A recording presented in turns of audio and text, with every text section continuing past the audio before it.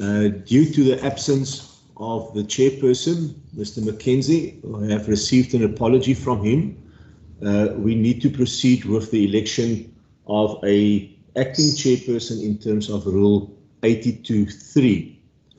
Can I please ask members to make a nomination for the acting chairperson? I see the hand of Honourable Member van der Westhuizen. Good morning, honourable members. Good morning, Mr. Kutse. I propose that Honourable Matlodi Maseko act as chairperson for this meeting. Thank you. Thank you, Member van der Westhuizen. Any other nominations? None. In that case, then congratulations, Member Maseko. You are duly elected as the acting chairperson for this meeting. And I hand over the chair for you to proceed with the meeting. Thank you very much, Johan. And again, thank you to all members. Let me start by welcoming all in the meeting and call for the members roll call to make sure that we are a quorum. My name is said, Matlodi Maseko, and I'll be the acting chairperson for the Standing Committee of Public Works and Transport. Honourable members. Morning, Chairperson, and honourable members and staff members of the department. I'm Lulama Mvimbi. Good morning, Chair. Andrikus van der Westhuizen, member of the committee. Good morning, Chair. It's Derek America, I'm a member of the committee. Thank you very much. Chairperson? Yes. I did receive an apology from Member Heron as well. He will not be attending the meeting. Thank you very much, Johan. Members, we are engaging again, and I think Member Andrikas and Member America, we were in the first meeting for today. I'm not going to go through all the rules of engagement for our virtual meeting. I'll take it that by now, as this is our new normal, we will continue to champion, again, this engagement. So let's continue. And before I hand over, I need to inform the members that unfortunately there's no interpreting services available, and it would be appreciated if English could be used as a medium of communication. And also to indicate that the meeting is using MS Teams and that the meeting proceedings are also being aired via live feed on YouTube, which any interested person, institution, stakeholder may tune into to follow our proceedings. I'm going to now ask the minister for a forward, and I'm not going to say they must introduce the department's representatives. What will happen is that as they respond, they can always introduce themselves. So over to you for the forward, Minister. Not more than a minute, because we have only 45 minutes to engage. Good morning, Chairperson. Good morning, members of the committee, and good morning, officials, HOD. Chair, I'm not going to go into a forward because I think during the past year, the committee has interrogated the department and various activities that happened throughout the year, taking into account COVID-19 and how the department had to innovate throughout this year to make sure that we continue to deliver services to the citizens of this province. But Chair, I think it's important to note that amongst all these challenges, the department has continuously performed within our constitutional mandate to make sure that the citizens of this province get the services that they deserve. Chair, I'm going to, with your indulgence, ask that we have prepared a presentation with the adjustments, because I think it's important that we highlight those significant adjustments before it gets officially tabled for adoption in the House on Thursday. So with your indulgence, I'm going to ask that we go straight into the presentation as prepared, and then we'll be open to engage on the presentation. Thank you, Chair. Thank you very much, Minister. Members, as per the agenda, we are going to get a briefing for the vote 14 in the schedule to the Western Cape Adjustment Appropriation Bill. So I'm going to hand over to the department. I don't know who's going to do the presentation with what, Minister? Oh, Mrs. Goose, Jackie? Over to you, ma'am. The HOD would, Chair, but just for a point of correction, it's vote 10. Oh, it's vote 10. Sorry. It's vote 10. I've got so many votes in front of me. So just for the record, members, it's vote 10. Over to you, ma'am. Good to see you. Good morning, Chairperson, and to the committee members. Thank you very much. And yes, vote 10. I am going to just share my screen.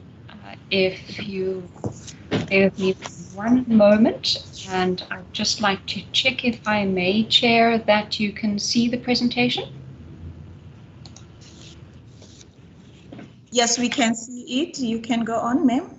Thank you very much. So there are only 6 or 7 slides, really highlighting the core aspects of the adjustments budget, not the detailed components that are within the system and the documentation. So just to give you a sense, the overall summary, the main appropriation of our department of vote 10 decreases by just below 139 million. It's about 1.5% of the overall vote value of 9.2 billion. And the table that you see there is taken from the adjustments budget documentation and outlines where the main rollovers are, the environments and shifts, as well as the other adjustments. The biggest decrease, which I'm sure would be linked to questions of the committee, is in relation to Programme 3, Transport Infrastructure, by implication roads, where what we have done is surrendered funds to the Revenue Fund for reallocation across the 22 MTEF. And the reason why I think it's important that I pause here for a moment is that if you were to cast your mind back, members of the committee, to the budget process and our interaction earlier this year around the 2021 MTEF, you might recall that for 2022, so in other words, the second year of the MTEF, there is quite a decrease in vote 10's budget allocation, of which 220 million is actually in Programme 3. Now, what that then means is that we have uncertainty within the budget, and I'm sure the members of the committee are well aware of the questions and the uncertainty that the Treasury would have shared with the Provincial Parliament around the budget moving forward. And that means that because of the reduction next year, it limits what we're able to do this year. So if you understand that we are therefore unable to look at committing large projects in the current financial year, very early on in the year, that's going to have substantial implications into next year, where we now have quite a dip on the budget. So the reallocation and the shift, therefore, allows us to smooth out that dip and actually show an increase into the budget allocations, preferably for next year, and smooth it out over the 2022 MTEF as we're working in that budget space. So there are also some implications as a result of COVID, understandably, across the various projects where sites have been impacted, supply lines from the industry. We could all understand that worldwide supply chains have continued to be impacted as a result of shutdowns and lockdowns and so on. And so the project programs have been adjusted within Programme 3 to accommodate for putting the funding into next year. The other point, just to flag, if I may, is about the 337 million that you see there in transport infrastructure is equivalent to about a month's worth of spend. So it looks like a large amount of money, but in the overall roads budget, it's the equivalent of around about 1 month's worth of payments. So it's really just showing that that's the kind of shift from one year to the next. Then the biggest gains across the vote is in Transport Operations, Programme 4, where as a result of over-recovery last year, so you'd recall in our annual report, we indicated that we reduced our anticipated revenue collection because we were uncertain what was going to happen. But we then over-collected on that. And now to make sure that we plow that back into the transport environment, that's being used to provide in-vehicle technology on the Golden Arrow bus services. And I thought I would remind the committee in May and in June, there was a lot of focus on the attacks on the Golden Arrow buses. We actually presented to the standing committee what the approach is going to be. And so this funding is directly linked to that. There's 120 million that's been shifted from program 2, so it was put in public works, specifically linked to the COVID response for the Q&I and then for the transport side of things. So the 120 million is being shifted to program 4 as far as the red dot light and so on is concerned. And then, of course, you'd be aware that we're utilizing the red dot services also to transport people to vaccination sites.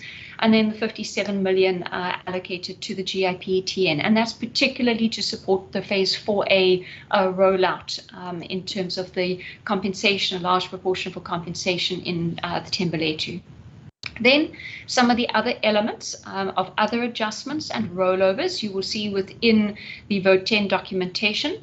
There's shifting between votes. So overall Provincial Public Works infrastructure gains 5.2 million from the votes listed: community safety, health and cultural affairs and sport, and for the items that are indicated there. Then there is that surrendering in terms of the asset finance reserve funds as far as roads are concerned. So the 337 is split up between the 162 here. So it's going back to the asset finance reserve for allocation across the MTEF next year. And then the public works infrastructure, and that is being added to public works for the acquisition of properties, of which they're all for education and health purposes. We then are increasing our own revenue. We've got 2.7 million or so that's come in as a result of interest received from the acquisition of the Grimley School in Hout Bay for the Department of Education. We're using those funds for the facility condition assessments. The committee would be aware that in terms of GIAMA, we're required to do and assess every one of our properties over a 5-year cycle. So that's to make sure that we are allocating sufficient funds for FCAs. Then there's the revenue that has come in from the sale of Woodstock, an earth in Piketberg, and then a portion of a farm. Again, those funds will be utilized for the FCAs. Then the over recovery that we've already mentioned, going through to utilize for in-vehicle technology on the Golden Arrow bus services. And then 20.5 million or so that we've received as a result of sale of equipments and fines and odds and sods that you see listed there, that's going into the transport regulation program, particularly related to systems development for the traffic services team and other equipment.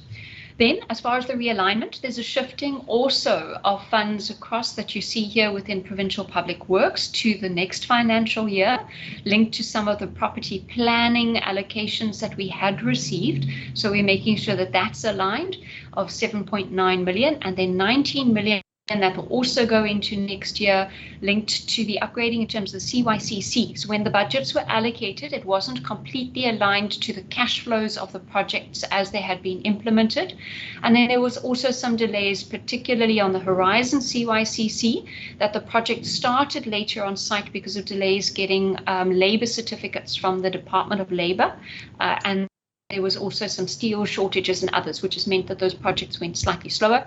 And then you see the balance of the shift in terms of the alignment of the roads infrastructure funds into next year's MTEF.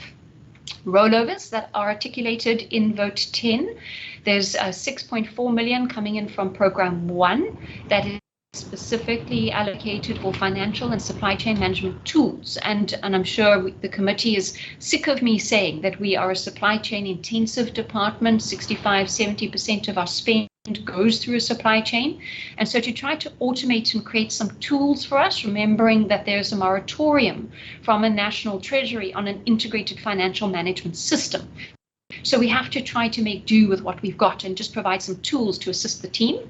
Then you see the rollovers of funds for the Otanikwa House Child and Youth Care Facility, the repair for the Saki Bartman Centre, the roof repair that was damaged by a fire, Then we've got the Rusper Street construction for GMT, so a rollover from last financial year of 6.9 million. 4 million or so to provide for the registry facilities that are needed for the Department of Education. And then you've also got a rollover of funds from last year to this, you can see once again for the facility condition assessments. The final slide, Chair, continuing of the rollovers within transport infrastructure, so roads, these are specifically linked to projects in 2 municipalities for Drakenstein as well as for Witzenberg, and you see the amounts reflected there. And then finally a rollover from Programme 5, the transport regulation of 7.5 million. That is also to provide for the operational costs linked to our additional traffic officials. So the committee would recall that we were provided with additional funds in this year, and that we've got 89 students graduating on Monday from the Jean Low Traffic College, and it's to make sure that those students have got the necessary uniforms and safety gear and so on. And then there's also a need for a baggage scanner at the Vangate Shared Service Centre, where the provincial regulatory entity and the transport registrar operate. Chair, those are the core adjustments. Thought I'd give you a high level indication of that for the department, and we're quite happy and would welcome any questions that the committee has. Thank you very much. Thank you very much, HOD. Members, I'm going to give a chance for you to pose questions or clarity to the department. I recognize Member Andrikas. Over to you, sir. Yes, thank you, Chair. Obviously, we are always critical of rollover funds and delays, but I can just confirm that a number of my friends in the transport business have also complained about the shortage of steel and other essential products that they've been experiencing.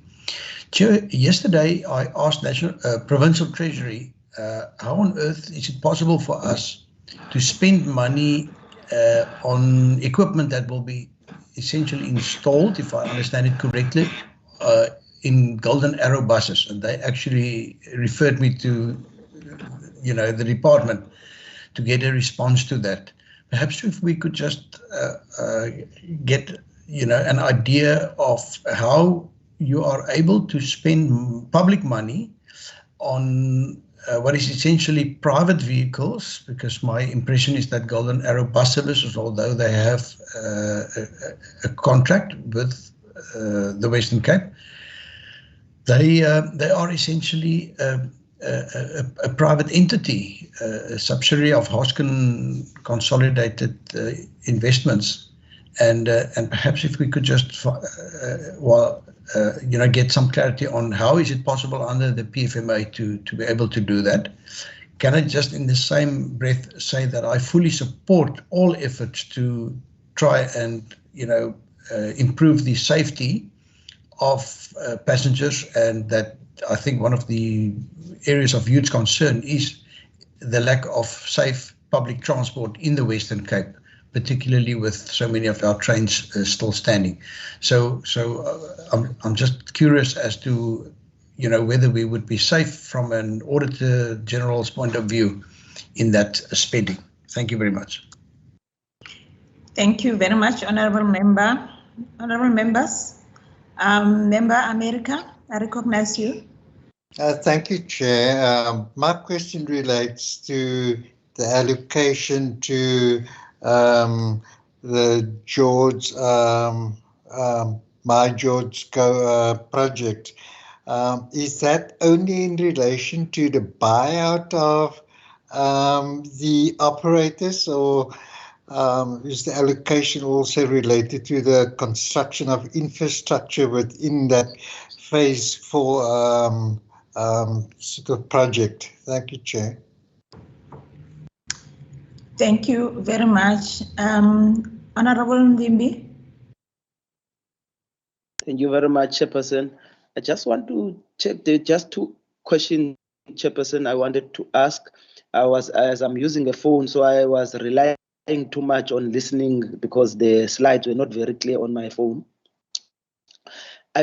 On the issue of overcollection, it looked like, I think the HOD has explained that on overcollection, it looked like it's going to be only Golden arrow buses that seems are going to be beneficiaries of the over collection. Have they not identified other projects maybe that could have also benefited on the over collection? If I listen properly, it looked like it seems to be the golden arrow buses that will be benefiting on the over collection. Now, then there was I think the HOD was just too fast today for me when you were speaking. I've heard something that has to do also on compensation regarding Thembalethu. Is it maybe if you can just expand more on that so that I can really understand the project that's related to Thembalethu? Thank you, Chairperson. Thank you very much. Over to you, HOD.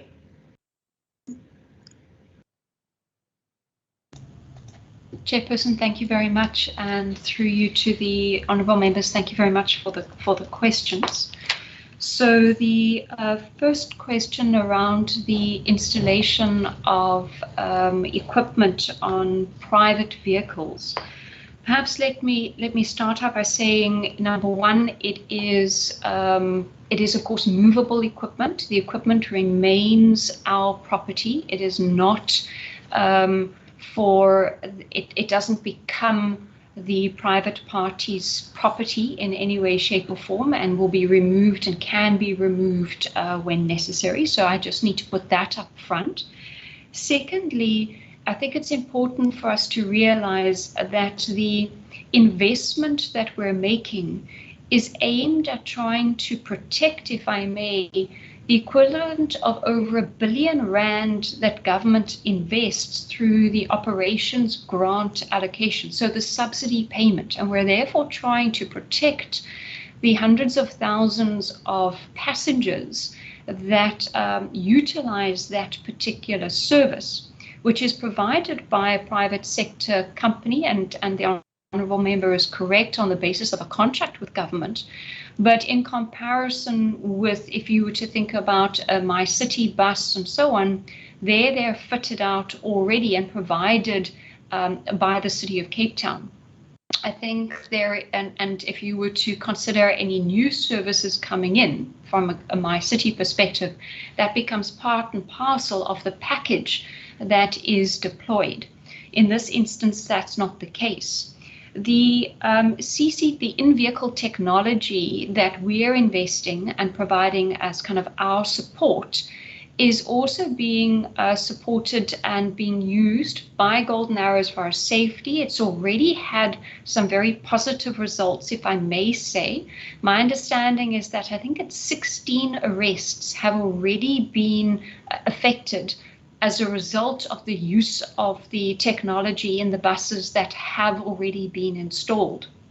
There is also the fact that Golden Arrow themselves are investing. So they are putting in programs like drop safes.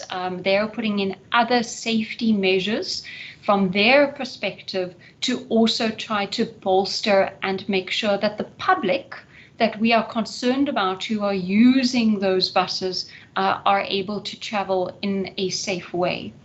So I can say confirmation from a CFO perspective, and she is with me and can confirm that as far as we have gone through all of the necessary processes and due diligence, we do not believe there to be any issue from an audit perspective. And then the final part also just to flag that certainly our approach and working with Golden Arrow Bus Services, we are the only province, to my knowledge, that doesn't have any findings from an audit perspective across the country. If you look at the other provincial departments that do receive operations grant subsidy from national, that they are all sitting with audit problems that the national department is trying to resolve. So we are incredibly cautious and careful before we go ahead and do things of this nature. But I do believe that the benefit from a public perspective is necessary and well worth it. Then the question that was posed through you, Chair, about the GIPTN. The allocation in this adjustments budget is, and if I may, it picks up slightly with Honourable Member Mvimbi's question, that of the allocation for the GIPTN, around about 40 million of that is the compensation required for the 90 legal operating licenses that are currently in play in Thembalethu in George. So in other words, as we implement phase 4A, there is the process, as you well know, that we compensate the operating license holders, as has been the case in the previous phases and as is the standard practice around an IPTN model. So 40 million of the allocation is for compensation. The others are for minor elements. The question around infrastructure is that's provided for already within our current financial year's budget allocation. So it's not being picked up. It was already provided for within the current year. Then through your chair, the final questions around the over-collection. The over-collection of motor vehicle license fees was specifically an abnormal load fees because there was more work done from the provincial traffic team, the escort fees and application fees and so on from traffic management. That has been directed through because this, we believe, is a priority. The headlines that I shared, and I'm sure that the committee, you would recall, called us to come and explain what are we doing to support Golden Arrow in this particular problem, when the headlines were the number of attacks, robberies, people being held up at gunpoint and so on, and mugged on the buses. So from our point of view, responding from a safety perspective is a priority, and therefore this money has been allocated. Other additional revenue that we have, where we over-collected or have got revenue that's been provided for, you would see in the detail of the adjustments budget. I trust, Chair, that I've also then picked up the question around the Thembalethu compensation. Thank you very much. Thank you very much, HOD. I recognize Member Andrikas.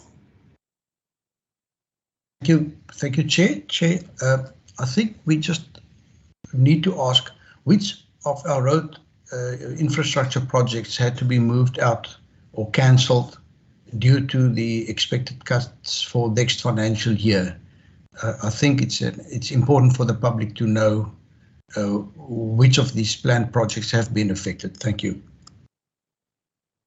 Thank you very much. Over to you, HOD. That's the only hand that I'm seeing for now. Thank you, Chair.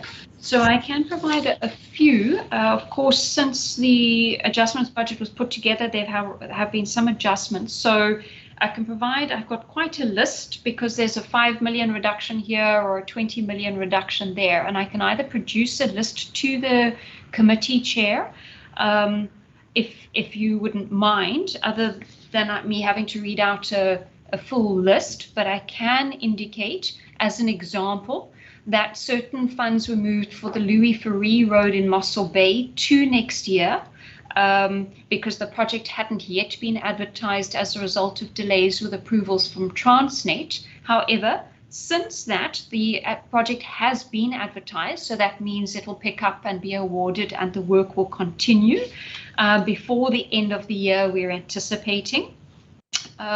Then, for example, the Refinery Road interchange, so that's the one where the project out near the oil refinery is underway.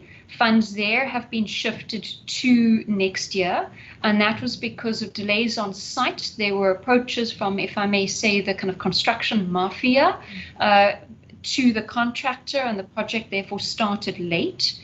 Then we have also reduced the budget on the project on the Spear, what we would call the Spear Road, C914, and that's also as a result of COVID and EIA issues. And I've got a few more, Chair. I've got a long list, so I can either provide it or I could just keep on reading them out for you. If I may, it's up to you, Chair.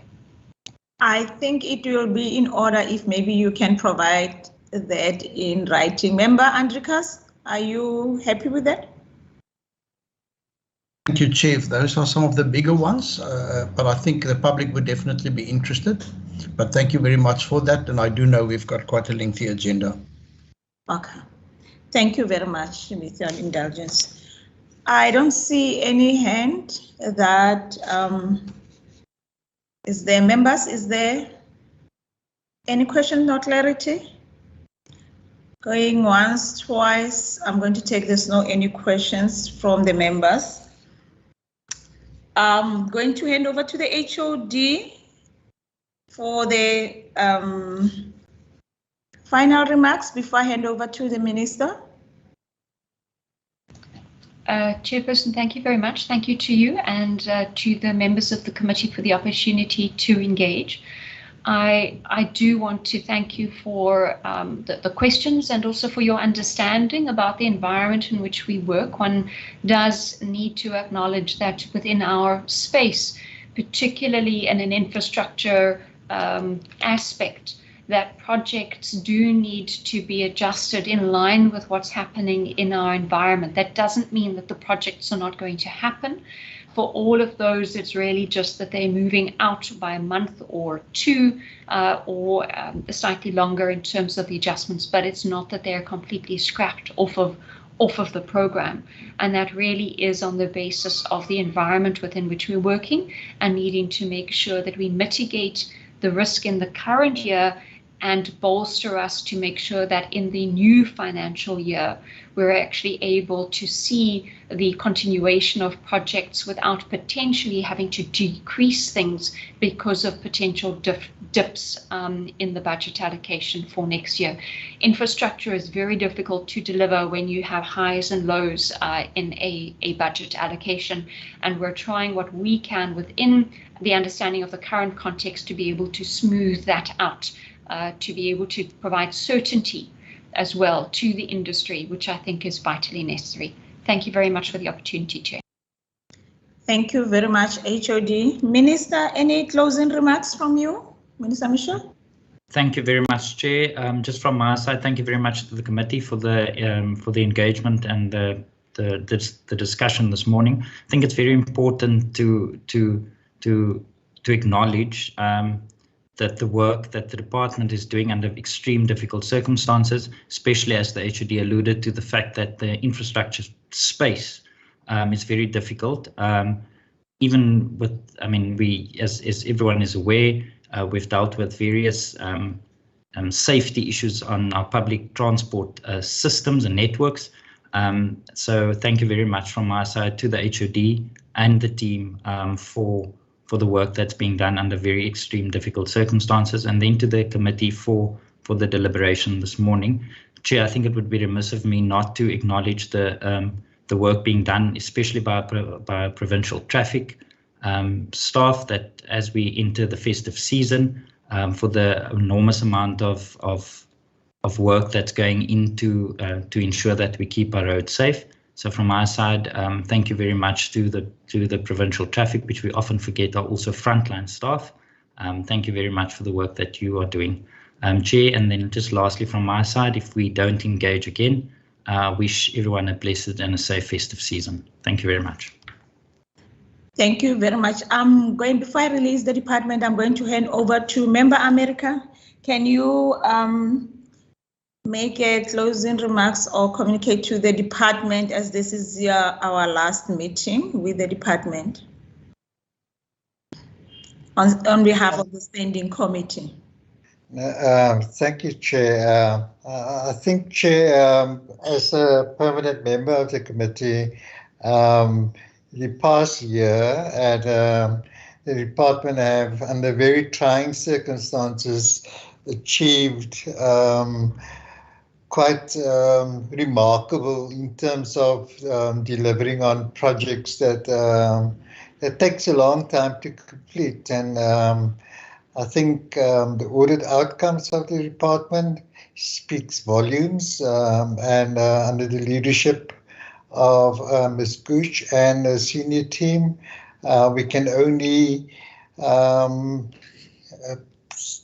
have appreciation and extreme gratitude for the dedication to the task that they displayed. And I know it's an extremely complex and difficult department to manage and to deliver, but regardless of those difficulties, the department has always rose to the challenge and made the Western Cape government in terms of the delivery of infrastructure and proud.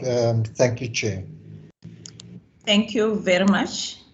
And again, from me, thank you to the department and thank you, Minister, for being here with us today. And I can only say thanks for the sterling work that you are doing out there on the roads, making sure that we are all safe as we travel to and from at our respective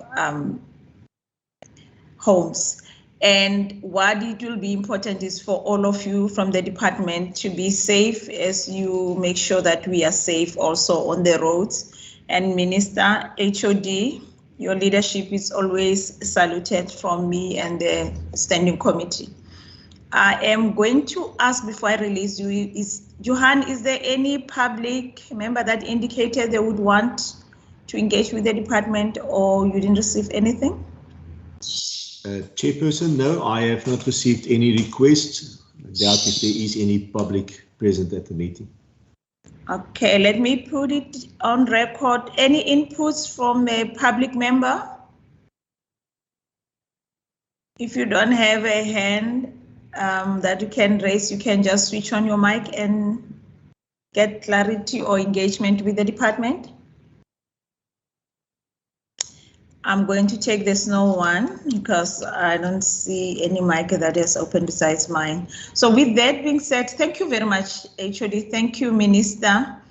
I think we can release you. Have a wonderful time, the holiday season. I can't say go and rest because you'll be working hard. For those that are going to be able to rest, just do it on behalf of others that will be working, and God bless. Thank you very much. Thank you, Chair.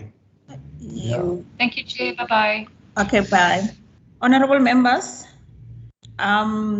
we are going to continue. We have some few work that we have to do. I wonder if we still have time. Johan, do we have a little bit time for others or just the report that we are going to do, the consideration of the others documents? We can do it next year. What options do we have? Chairperson, no, we are scheduled till 10:15. And the next meeting only then starts at 10:30. So I think we have enough time to conclude. Okay. We just need to confirm, or you need to determine from the members whether they support or not to support the vote. Okay. Honorable members, thank you. I just wanted to make sure we still have enough time to continue with the business. Can we start with the resolutions? Member van der Westhuizen. Yes, thank you, Chair. I think just to conclude this item on the agenda, I would like to express the view that this committee supports the adjustments appropriation vote and that we report as such. Thank you. Thank you very much. Is there any seconder to there or any other? Chairperson. Yeah, over to you. Just exercise the Rule 90 of the Rules of Order and express a minority not to support. Okay, Honorable America. Chair, I second the motion that we support the adjustment vote. Thank you. Okay, thank you very much. With that being said, Johan, can you flag for us the report, the committee report as indicated by the members?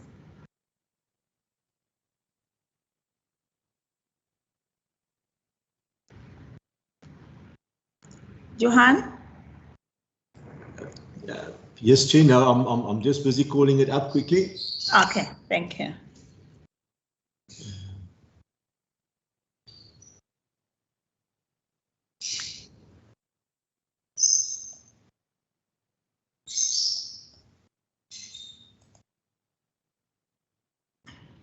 Chairperson, is it visible?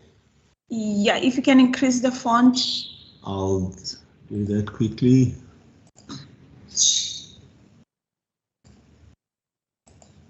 There we go. Okay. Thank you very much.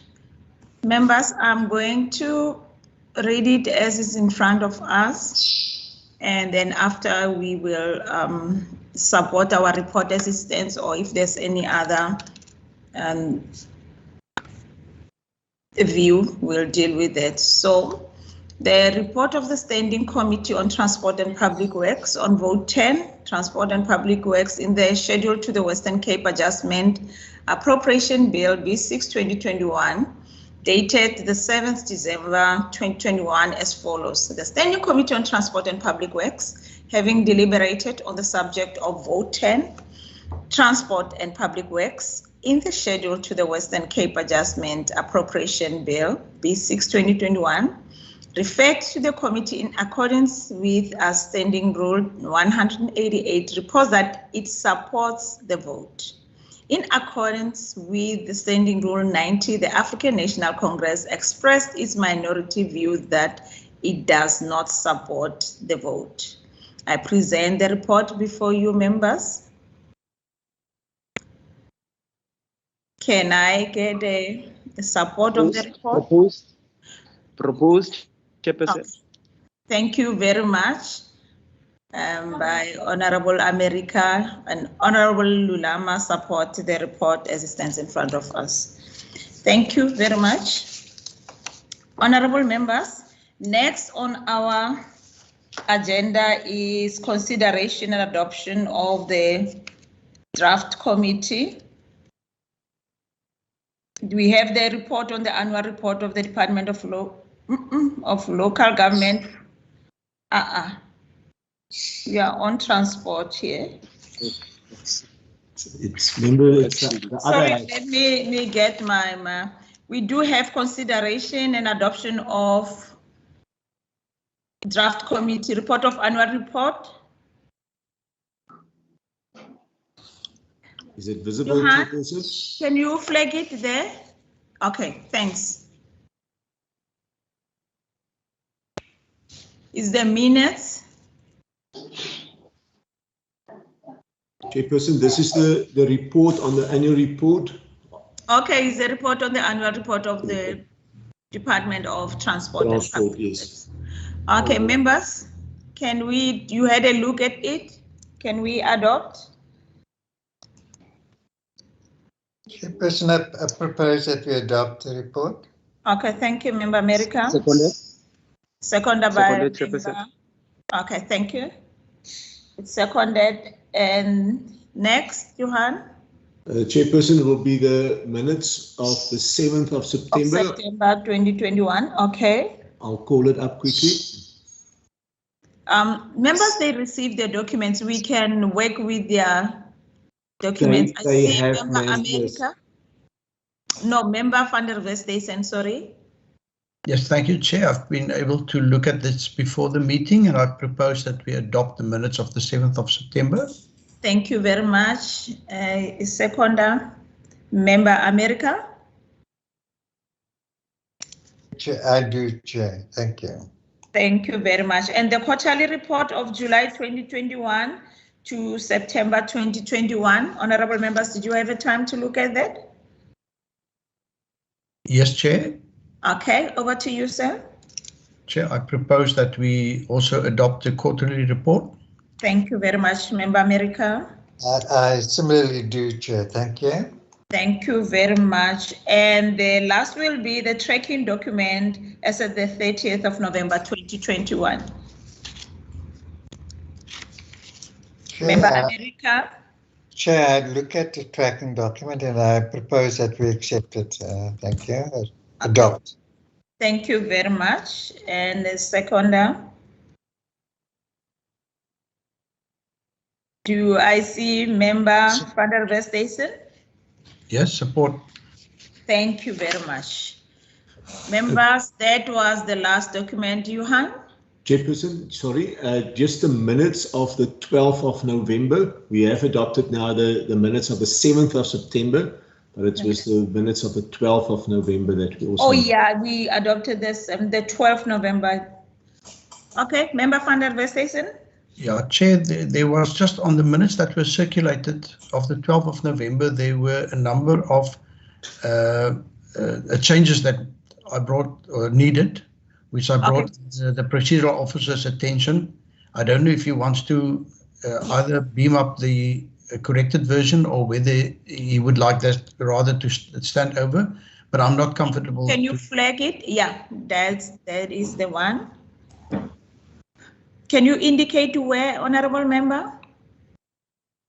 Thank you, Chair. I'm grateful to say that the changes which I proposed have been affected on this version that we have in front of us. It was particularly to do with the attendance register. Okay. And can I then propose that that we quickly go through this one page by page and then just consider that? Thank you. Okay. Next page, Member.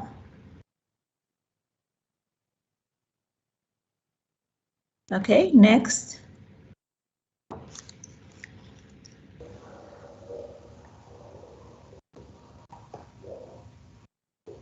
Okay. And that is the last page. Chair, I would propose that we adopt the minutes as it was screened here today. Thank you.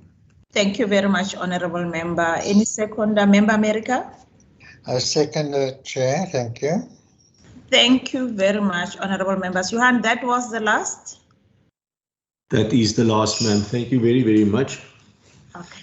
Thank you very much. And I'm going to hand over to Member van der Westhuizen to do the closing remarks on behalf of the committee, to thank everyone on behalf of the committee. Yes, thank you, Chair. Firstly, for stepping in at short notice as our acting chairperson for today. I want to say thank you very much for that. It could not have been easy, but you dealt with it extremely well. Then secondly, I want to say, I think on behalf of the committee, thank you to all our support officers from the Western Cape Provincial Parliament who's made it possible for us to meet in this way and still continue with our work despite the COVID pandemic. You really allowed us to perform our functions.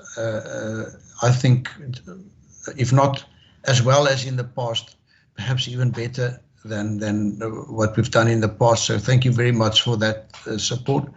And then lastly, Chair, I would like to also thank all the colleagues. I think I can do so as a full-time member of this committee to say thank you very much for the way in which we've cooperated as a committee during the past year. It has really been a privilege to serve with you in this committee. I think Honourable America referred to the incredibly difficult task of particularly this department, the one of Public Works and Transport, with the budget allocated to them and the vast portfolio of properties that they need to maintain and manage, etc. I really want to say thank you very much. And then lastly, to everybody, I wish you all a wonderful festive season and that there will be rest for you and that we would all be able to return with renewed vigor and safely in the new year. Thank you, Chair. Thank you very much. I cannot really echo the same sentiment. Thanks to our support staff. You guys are our rocks all the time, our smooth running of the committees, irrespective of which committee. You always are there to really make us shine and make sure that we execute our mandate as brilliant as we do. Member America, I recognize your hand. Thank you, Chair. I'd like to extend the same well wishes to Honourable van der Westhuizen and his family. Thank you. Oh, thank you very much. And to you, members, I salute you all the time. You know that you are really doing a sterling work in doing your mandate of an oversight. Johan Vermeulen, Johan Coutier, Siraj, Nomfundo, and Thank you. Lulama, thank you very much. And members, be safe out there. We don't know if you are still going to be on call to work with the COVID, if another wave can really come off, which we pray that it doesn't happen so that we can get a little bit of rest. But other than that, take care of yourselves, your families, spend time with your families so that next year you come refreshed and you will even forget the names of your kids if you work this hard without seeing your families all the time. I'm joking. So just embrace yourself and the support staff also. Thank you, thank you, thank you very much. You are appreciated. Salute to all of you. Thank you very much. Thank you. The meeting is adjourned. Thank you, Chair. Thank you, Chair. Thank you, members. Thank you, Chairperson.